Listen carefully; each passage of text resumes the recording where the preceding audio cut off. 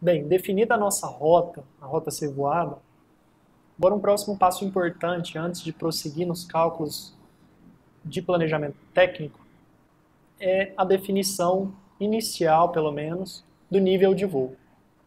Essa é uma questão que gera muitas dúvidas e que é de fato complexo em certos tipos de aeronave, em certos tipos de voo. Então a gente deve ficar atento, observar todos os aspectos que incluem na escolha do nível de voo ideal.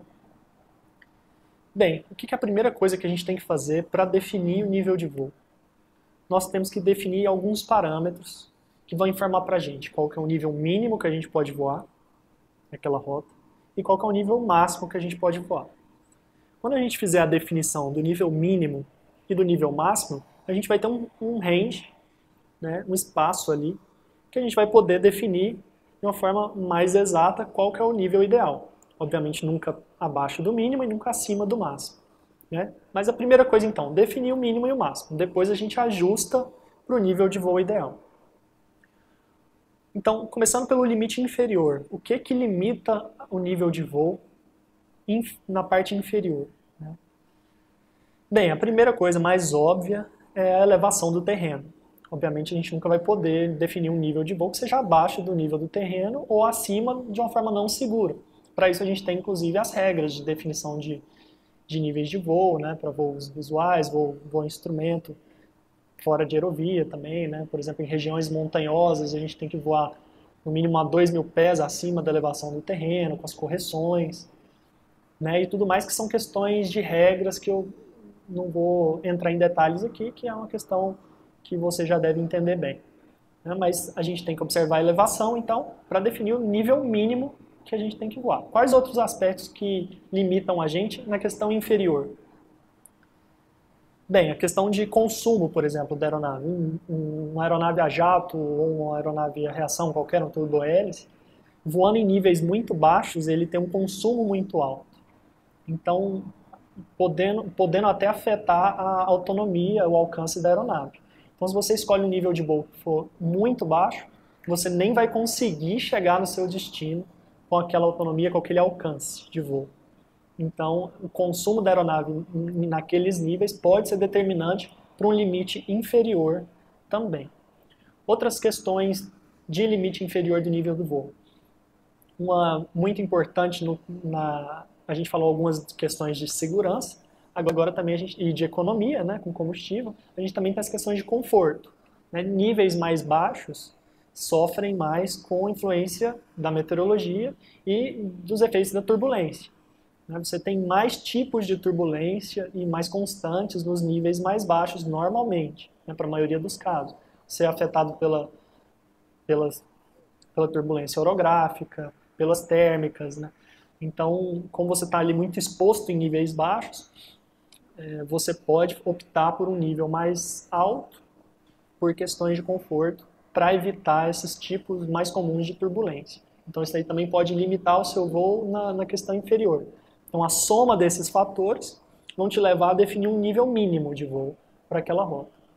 A gente vai fazer isso no módulo 2. Então, definido o nível mínimo, agora a gente tem que definir o nível máximo do voo. Qual que é o nível máximo que eu posso voar para aquela rota específica?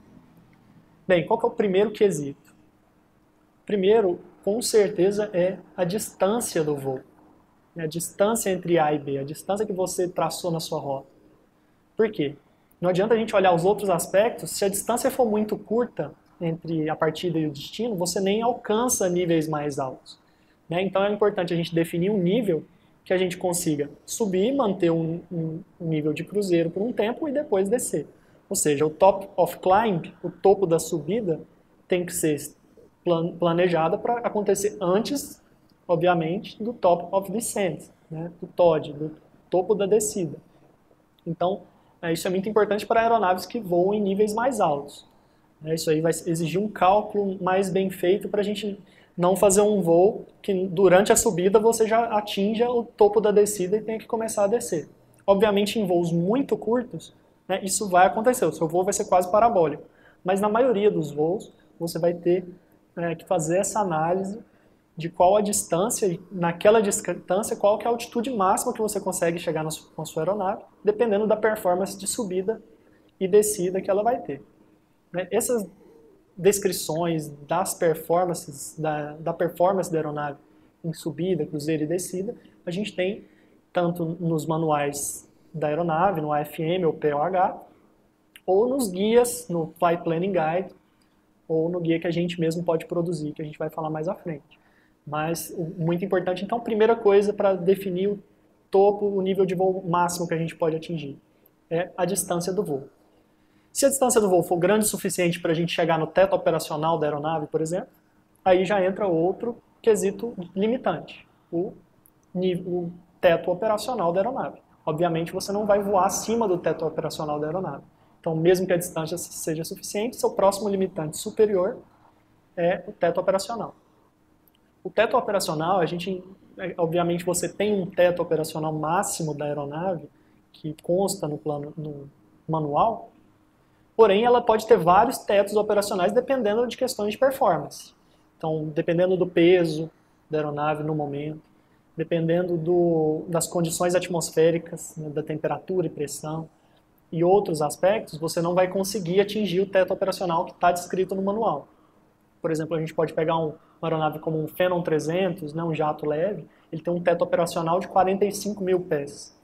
Mas não é em todas as condições de peso da aeronave e temperatura que ele chega a 45 mil pés. Ele pode ficar limitado, por exemplo, a 41 mil pés por questões de performance. E mesmo assim, às vezes, nesses níveis, mesmo ele chegando no nível, é um nível que ele não tem performance para manter um voo econômico, porque ele vai ficar com um ângulo de ataque em cruzeiro muito alto, que vai gerar um arrasto muito grande. E nos jatos a gente tem indicação de AOA, né, de Angle of Attack, né, de ângulo de ataque, que a gente pode observar bem isso em voo. Então, são questões que a gente tem que observar. Não é só questão de teto operacional descrito no manual, mas o teto também de performance da aeronave para aquela condição específica de voo. Outra coisa que limita o nível superior ali, né? Questão de saúde e conforto. Se você estiver voando uma aeronave pressurizada, esse nível com certeza vai ser mais alto. Se você estiver voando uma aeronave despressurizada, que não tem sistema de pressurização, você muito provavelmente vai ficar limitado a questões de conforto. Então, você pode ter uma aeronave bimotora leve, despressurizada, mas que tenha potência e tenha condições de voar quase 20 mil pés. Né? Mas não é um nível seguro e nem confortável, né? Por questões de saúde. Então, outro limitante, questão de saúde dos passageiros e da tripulação. Então, a gente fica limitado a esses quesitos. E a gente pode também buscar outros quesitos que impeçam a gente de subir mais. Então, definidos a partir de todos esses aspectos que eu falei, o nível máximo que a gente pode voar e o nível mínimo que a gente pode voar, agora a gente tem um espaço entre eles que permite a gente agora buscar qual que é o melhor dentre aqueles possíveis, qual que é o melhor, o nível ótimo para aquela etapa. Bem, então quais são os parâmetros que vão fazer agora a gente definir o nível ótimo, né, entre os nossos limites? Vários quesitos entram aí. Um deles, meteorologia. Se a gente tem, por exemplo, um nível ótimo nosso, o nível que a gente pode voar, está numa condição, por exemplo, de formação intensa de gelo, que é comum em algumas regiões do Brasil, com alguns tipos de formação. A gente pode ver isso, por exemplo, nos SIGMETs, né, que vão prever formações de gelo em certos níveis. Para aeronaves, por exemplo, os turbohélices que voam em regiões que acumulam muito gelo, né, a gente no planejamento já pode evitar os níveis mais congelantes ali e definir um nível mais interessante para o voo. Mesma coisa para aeronaves a jato, por exemplo, você pode superar uma formação, um CB, verticalmente. Você pode voar 45 mil pés, o topo do CB está a 35 mil pés, por exemplo. Então, você pode escolher um nível que você vai superar uma formação para não ter que fazer um desvio lateral. Né? São algumas questões meteorológicas, por exemplo, vento também, que é uma questão meteorológica que influencia muito. Né? O vento naquele nível de voo está favorável para você, e num outro nível de voo está desfavorável, ou menos favorável. Então, vai influenciar também na tomada de decisão. Além da meteorologia, outra coisa que é óbvia e que a gente mais vai analisar é o consumo. Né? Qual nível de voo vai, entre consumo e performance, qual que vai dar o melhor resultado para a gente. Questão de tempo de voo e consumo total da etapa. Então a gente vai ter que achar um nível de voo que a gente vai consumir menos dentro de todos esses limites que a gente já falou. E no final, óbvio, as questões de regras de voo. Vai dependendo se você está voando visual, instrumento, dentro de aerovia, fora, e o seu rumo magnético também, que vai afinar ali, né? Você não pode voar em qualquer nível, você tem que escolher um nível de acordo com a tabela de níveis, né? Ou de acordo com a regra daquela aerovia. É muito importante lembrar que algumas aerovias no Brasil são aerovias com níveis invertidos. Ou seja, mesmo que ela seja um rumo magnético para níveis pares, ela pode ser uma aerovia que naquele sentido você tenha que voar em níveis ímpares.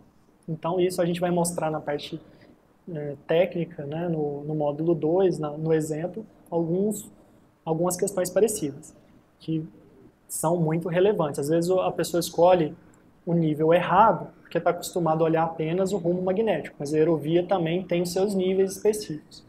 Outra coisa é a questão do espaço aéreo RVSM, que tem uma separação de níveis diferentes, e praticamente hoje o espaço aéreo brasileiro é todo RVSM. Então são detalhes de regras de voo também. Então depois de tudo que a gente viu, agora tem as regras de voo também, para a gente escolher o nível ideal.